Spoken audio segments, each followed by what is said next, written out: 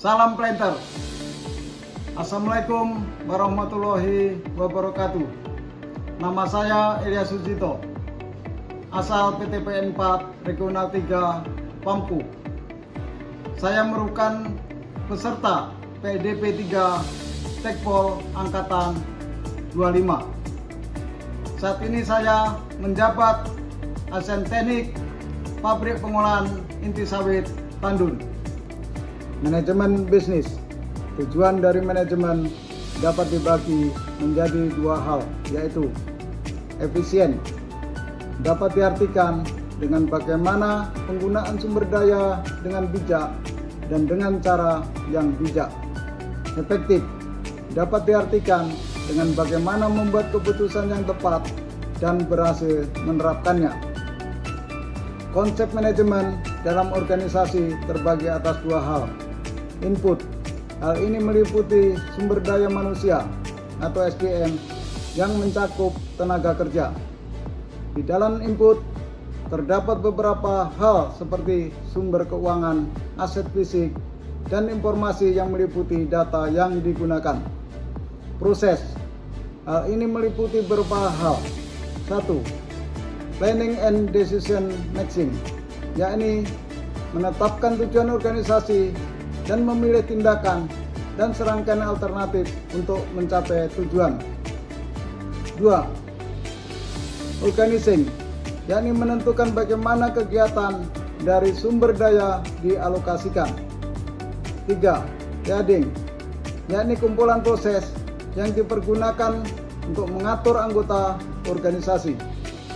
4. Controlling, yakni proses memantau jalannya organisasi menuju tujuan yang tercapaikan. Output.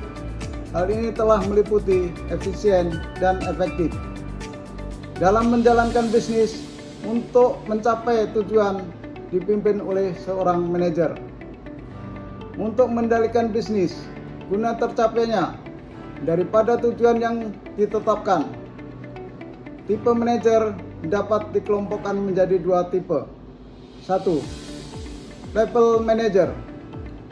Level manager dapat dibagi menjadi tiga, yaitu top manager, diartikan sebagai sekelompok kecil eksekutif yang mengelola organisasi secara keseluruhan.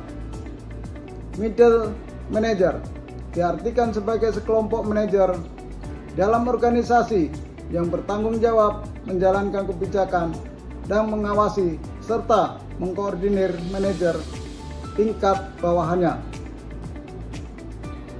First line manager, diartikan sebagai manajer yang mengawasi dan mengkoordinasikan aktivitas layanan operasional.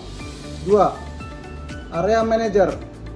Berdasarkan area, manajer dapat dibagi menjadi tiga, yaitu marketing manager, financial manager, dan operational manager. Sistem perencanaan dan pengendalian perusahaan dapat dilakukan dalam 4 pola, yakni anggaran operasional, anggaran berbasis aktivitas, anggaran proses, dan struktural pengendalian manajemen, serta ukuran kinerja dan kompetensi manajemen. Hal yang menjadi kegunaan anggaran dapat juga dibagi menjadi 4 hal. Penyelarasan rencana strategis, koordinasi, bagian dari tanggung jawab sebagai dasar evaluasi kinerja. Intermediate problem solving dan decision making.